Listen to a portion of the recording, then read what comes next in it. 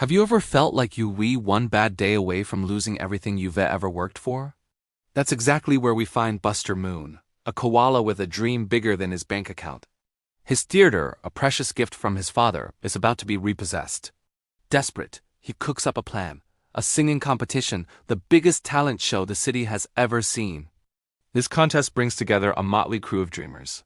There's Johnny, a gorilla from a family of criminals who just wants to sing. Rosita, a pig and mother of 25, who feels her own identity has been lost in the daily chaos of family life. Ash, a punk rock porcupine in a toxic relationship that's crushing her spirit. Mina, a shy elephant with the voice of an angel but crippling stage fright. And Mike, a smooth-talking mouse with a huge ego and a knack for getting into trouble. The auditions are a whirlwind of talent, but more importantly, they reveal the deep personal struggles each of these characters faces.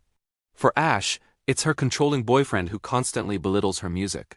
A classic example of how insecurity in a relationship can turn into a desperate need for control.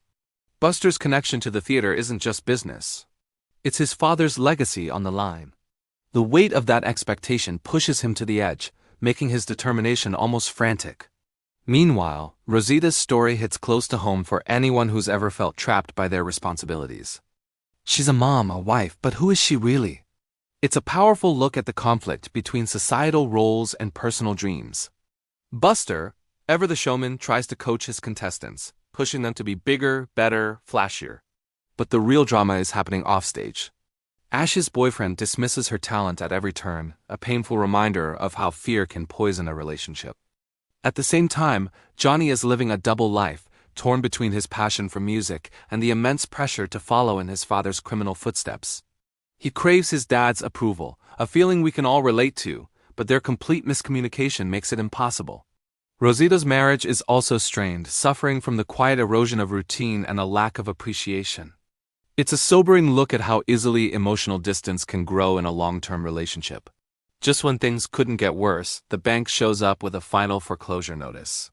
Buster's relentless optimism, which might just be a shield against his fear of failure, kicks into overdrive. He starts making wild, irrational plans, clinging to a sliver of false hope when his wealthy aunt appears. It's at this point that every character hits a wall. Rosita discovers she can't dance, a symbol of how disconnected she feels from her own body and desires. Johnny's double life implodes, and Ash is betrayed by her boyfriend, forcing her to question her own self-worth. The consequences of chasing their dreams start to hit hard.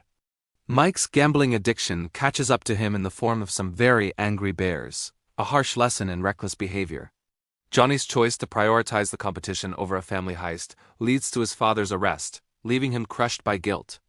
And Ash, in a moment of strength, finally ends her toxic relationship, a necessary but painful step toward finding her own identity. The weight of family expectations is a heavy burden. Johnny feels he's single-handedly ruined his family, all for a song.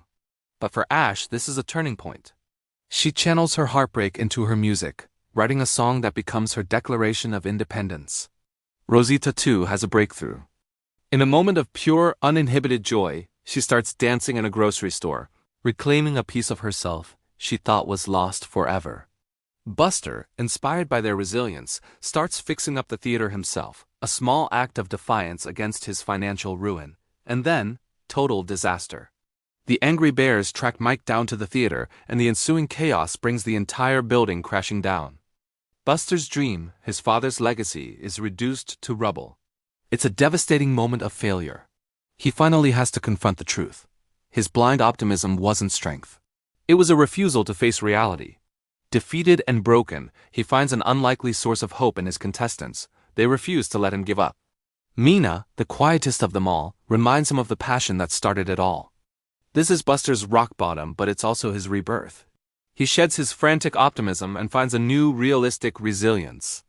Together, they all start to clean up the rubble, not just of the theater, but of their own shattered hopes, ready to build something new and real. With no theater and no prize money, they decide to put on the show anyway, right in the ruins. And it is magical. Rosita takes the stage, not just as a mother, but as a star.